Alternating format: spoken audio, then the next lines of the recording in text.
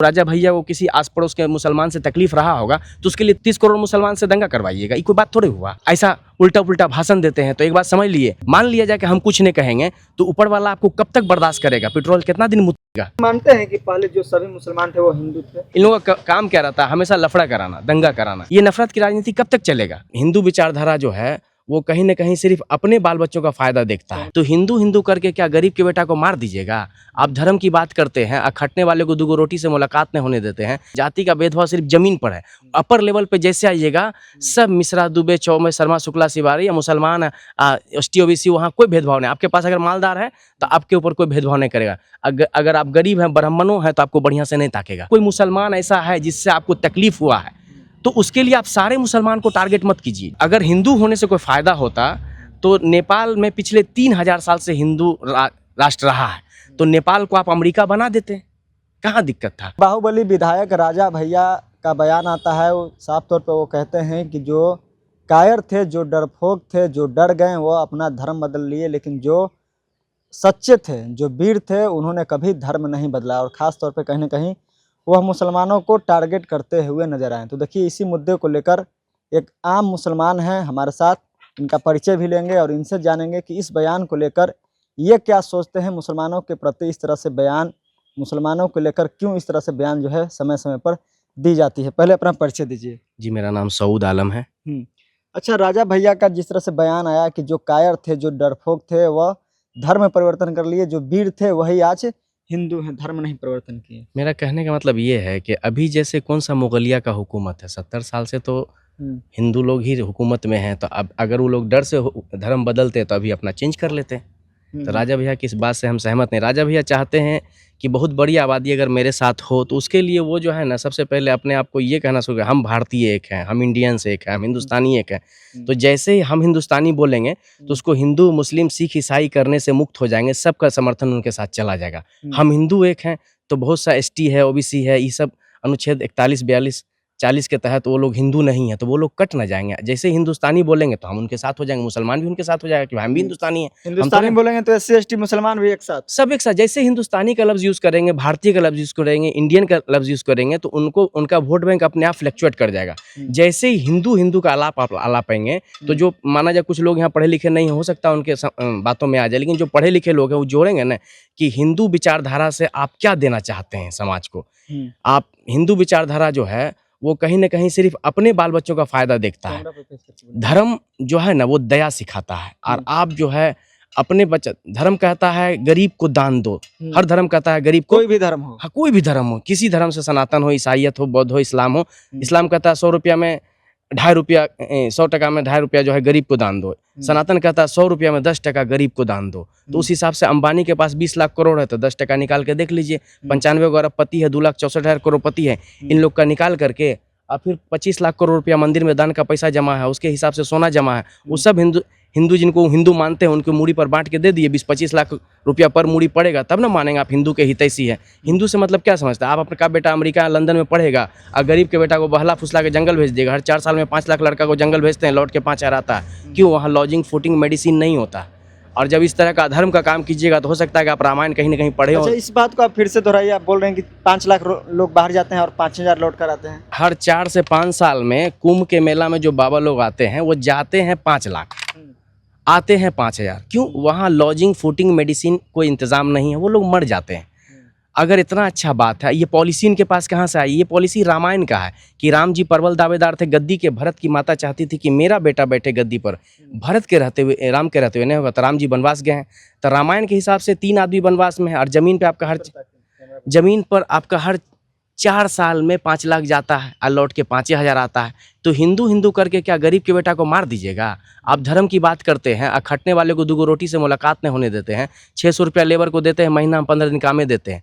तो 15 दिन के महीना से 5 गो बच्चा है, 2 गो अपने को क्या जिएगा, खाएगा? क्या वो सब मुस्लिम है? क्या आपको आपका वोट बैंक नहीं है? जो आपको वोट दे रहा है, सिंपैथी दे रहा है, समर्थन दे रहा है, उसके भी आप कहाँ हितैषी लग रहे हैं? सिर्फ 3% लोग जो मालदार हैं उसके, हाँ 3% लोग, चाहे उसमें जो भी हो जाए, शाहनवाज हुसैन हो या मुख्तार अब्बास नकवी हो या रामविलास पासवान हो, उसमें कोई जाति का भेदभाव नहीं। जाति का भेदभाव सिर्फ जमीन पर है। अपर लेवल पे जैसे आइएगा, सब मिश्रा, दुबे, चौबे, शर्मा, शुक्ला, तिवारी या मुसलमान, एसटी, ओबीसी, वहाँ कोई भेदभाव नहीं। आपके पास अगर मालदार है तो आपके ऊपर कोई भेदभाव नहीं करेगा। अगर आप गरीब हैं, ब्राह्मणों हैं, तो आपको बढ़िया से नहीं ताकेगा। तो ये घुमा फिरा करके एक चक्रव्यूह है। जैसे रामायण में 3 आदमी हैं, आज जमीन पे 5 लाख है, उसी तरह रामायण महाभारत में एक आदमी चक्रव्यूह में फंसा है, अभिमन्यु। यहाँ 140 करोड़ जनता फंसा हुआ। ये हर रोज अपना स्टेटमेंटें बदलते हैं। अगर मुगलिया के डर से कुछ लोग मान लिया जाए हम मुगलिया के डर से हिंदू मुसलमान हो गए, तो अभी हाँ, अगर अभी मान लिया जाए, अभी कौन सा मुगलिया की हुकूमत, अभी हम हिंदू हो जाते हैं। हमको कोई पकड़े हुए है, हम हिंदू हो जाएंगे। अगर दबाव में काम करेंगे तो जिस दिन दबाव हटेगा हम बदल जाएंगे। लेकिन ये दबाव में नहीं, ये आपको जब समझ गया तो आपका साथ छोड़ दिया है। मुसलमान से इसलिए डरते हैं, जैसे कि मुसलमान क्या है, जैसे आपका होटल है और आपके सामने हमें वो लंगर खोल देता है, हम आपके दुश्मन हो जाएंगे। खाने वाले के दल भले हम दोस्त हो सकते हैं, क्योंकि फ्री में खिला रहे हैं। लंगर का मतलब होता है फ्री में खाना देंगे, होटल का मतलब होता है कि हम जो है खाना लेके पैसा देंगे। तो इन लोगों का आइडियोलॉजी है ब्याज। ब्याज का मतलब होता है 100 टका में 5 टका लेना। हम लोग का आइडियोलॉजी है ज़कात। ज़कात का मतलब होता है 100 रुपये में 2.5 रुपया गरीब को देना, और किसी को बताना भी नहीं कि हम दिए हैं। तो जो भी यहाँ पर इस देश में खैर का काम करेगा, खाली हिंदू हिंदू बोल करके रात दिन, अभी अगर राजा भैया ये कह देते कि हम हिंदुस्तानी एक है, तो कहते हैं हाँ हम राजा भैया को पूर्णतः समर्थन करते हैं। जैसे अडवाणी जी बोले थे संसद में, वरिष्ठों को फांसी होना चाहिए। दुनिया का कोई भी मुसलमान हो, कोई भी जाति का लोग हो, इस बात पर उनका समझ, जैसे ही आप सामूहिक बात, सच्ची बात बोलिएगा, तो आपको जरूरत नहीं है नफरत फैलाने का, लोग अपने आप साथ हो जाएंगे। हाँ, उसके लिए कोई दिक्कत नहीं। राजा भैया से हम हम मानते हैं कि पहले जो सभी मुसलमान थे वो हिंदू थे। हिंदुस्तान में अगर हिंदू से पहले की बात किया, जैसे आज से 3000 साल पहले अगर चल जाइए तो सब लोग आपको मुसलमान मिलेंगे। लेकिन आज 1400 साल पहले अगर बढ़ जाइएगा तो यहाँ पर यहाँ का जो धर्म था, बौद्धिस्ट था, हिंदू था, तो वहाँ हिंदू लोग भी थे। लेकिन जब इन लोगों का शोषण बढ़ गया, जैसे अभी शोषण बढ़ा रहे हैं धीरे धीरे, इन लोगों का काम क्या रहता है, हमेशा लफड़ा कराना, दंगा कराना। तो यहाँ का मेंटलिटी सेट है, आवाम का मिजाज है कि अगर हम खूब पाप किए हैं, गंगा नहा लेंगे तो पाप धुल जाएगा, ऐसा उसका माइंडसेट तो है।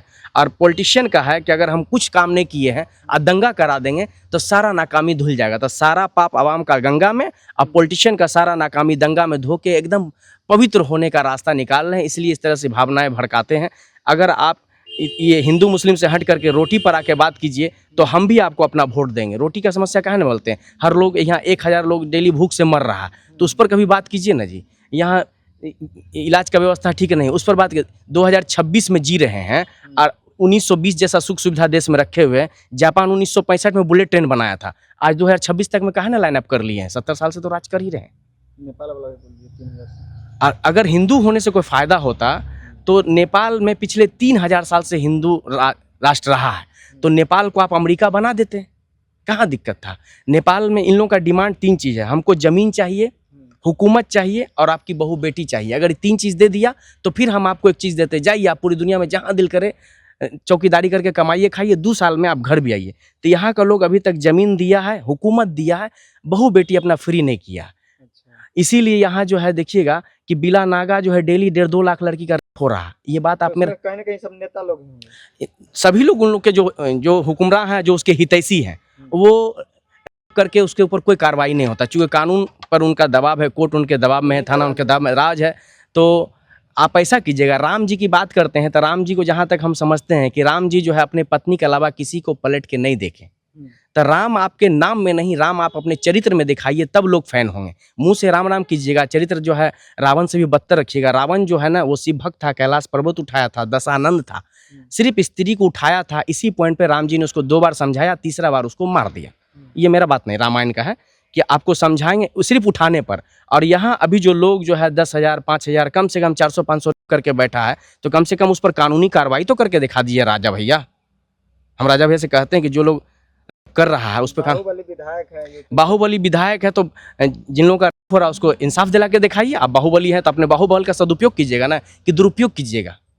अगर आप दुरुपयोग कीजिएगा तो हम आपको कुछ कह नहीं सकते, चूँकि मुल्क माल हथियार आपके पास है।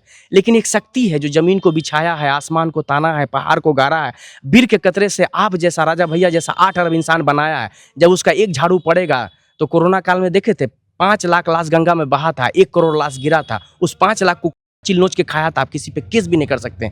मान लिया जाए कि हम कुछ नहीं कहेंगे तो ऊपर वाला आपको कब तक बर्दाश्त करेगा? पेट्रोल कितना दिन मुकेगा? इतना चलिएगा जी, ऐसे होता है। ये नहीं परमानेंट आपको कोई लिख के दे दिया है कि हमेशा आप ही हुकूमत में रहिएगा, अगर हुकूमत पलट गया तो क्या होगा? ऐसा गंदा काम मत कीजिए। ऐसा के रखिए कि आपके अंदर इंसानियत बची हुई दिखनी चाहिए। अगर माना जाए कोई मुसलमान ऐसा है जिससे आपको तकलीफ हुआ है, तो उसके लिए आप सारे मुसलमान को टारगेट मत कीजिए। जो मुसलमान आपको तकलीफ दिया है, कानूनी कार्रवाई कीजिए, थाना में पिटीशन दीजिए, कोर्ट जाइए, उसको भीतर भेज दीजिए, हो गया बात खत्म। अब एक मुसलमान के लिए 30-35 करोड़ मुसलमान को टारगेट कीजिएगा। एगो सिख मार दिया आपके जाकर के इंदिरा गांधी को, तो उसके लिए 1 लाख सिख को मार दिया, उसका 1 लाख का इज्जत लूट लिया, उसका धंधा पानी लूट लिया। ये आपको हक कौन देता है कि कहीं पर भी हम किसी सिख को घेर के मार दें, कहीं पर भी किसी मुसलमान को घेर के मार दें? ये पावर कहाँ से लाते हैं? जो मारता है उस पर कानूनी कार्रवाई क्यों नहीं होती है? सिर्फ यूनो में बताने के लिए कि हमारा कानून सर्वोपरि है, उस पर शिकंजा क्यों नहीं कसता? आज 84 दंगा को हुए इतना दिन हो गया, काहे ना जो लोग जहाँ तहाँ सिख को घेर के मारा था उसको जेल काहे ना भेज दिए, काहे ना उसको सजा दिला दिए? कि आपको पावर कौन दिया था? इंदिरा गांधी को जो मारा है तो देश में कानून का राज है, वो अरेस्ट होगा, उसको होगी। क्या ये जो 1 लाख सिख मारा है, क्या इन लोगों से वोट लेके गए थे कि हम उस सिख मारने गया था तो वोट लेके गया था, हम इंदिरा गांधी को मारने जा रहे हैं, आप हमको वोट दो, तो आप उसको मार देते तो चलो ठीक था। अब मासूम सिख को कुछ पता नहीं। यही है, माना जाए हो सकता है वो राजा भैया वो किसी आस पड़ोस के मुसलमान से तकलीफ रहा होगा, तो उसके लिए 30 करोड़ मुसलमान से दंगा करवाइएगा। ये कोई बात थोड़ी हुआ, ये इंसानियत हुआ आपका, और ऐसे करके राज कर लीजिएगा। बांटने की कोशिश की जा बांटने करना, अब बांटने का क्या, आप मिला लीजिए ना, सीधे कहिए हम हिंदुस्तानी एक है, हम भारतीय एक हैं, हम रोटी का मसला हल करेंगे, इलाज का मसला हल करेंगे, शिक्षा का मसला हल करेंगे, हम आपके बच्चे को बेहतर एजुकेशन देंगे, आपको सही मजदूरी दिलाएंगे, हर हाथ को काम देंगे, काम का सही दाम देंगे। बस हम आपके साथ अपने आप हो जाएंगे। हम तो साला दिल्ली बम्बई सऊदी जाकर कमाने वाले लोग हैं, जैसे 2 रोटी देश में दीजिएगा, हम आपके हितैषी और आपका वोट बैंक हो जाएंगे। कोई जरूरी है कि आपको हिंदू होने पर ही वोट मिलेगा?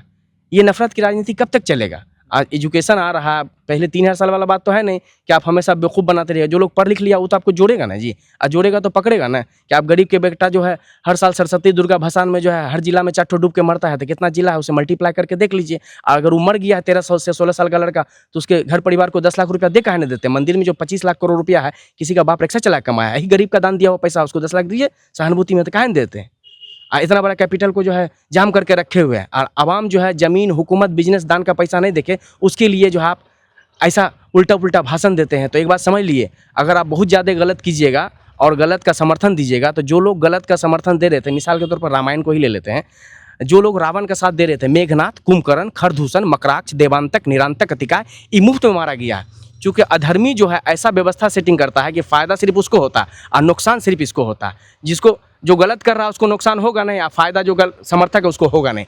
तो आप देख समझ के काम कीजिए, ऐसा गलत मत कीजिए कि आपको ज़मीन वाले का भी लाठी पड़े, आसमान वाले का भी लाठी पड़े, और जब ऊपर वाला मारने पे आता है तो मच्छर से मार देता है, बचाने पे आता है तो 5 गोली से बचा लेता है। तो अगर परमात्मा आपसे आपकी इस तरह के बातों से अगर खफा हो गए और आपको वो मच्छर भेज दिया और काट लेगा, डॉक्टर कहेगा डेंगू है, अब आप नहीं बचिएगा, तो कहाँ जाइएगा? आज जब परमात्मा बचाने पे आएगा, लोग आपको 5 गोली मार देगा तो नहीं मरिएगा। तो आप परमात्मा की ताकत से डरिए, इतना उल्टा पुल्टा मत बयान दीजिए। आपके घर में भी बेटा है, लोगों का बेटा करवा करके अपने बेटा को MP MLA बनाना चाहती है, ये सही नहीं है।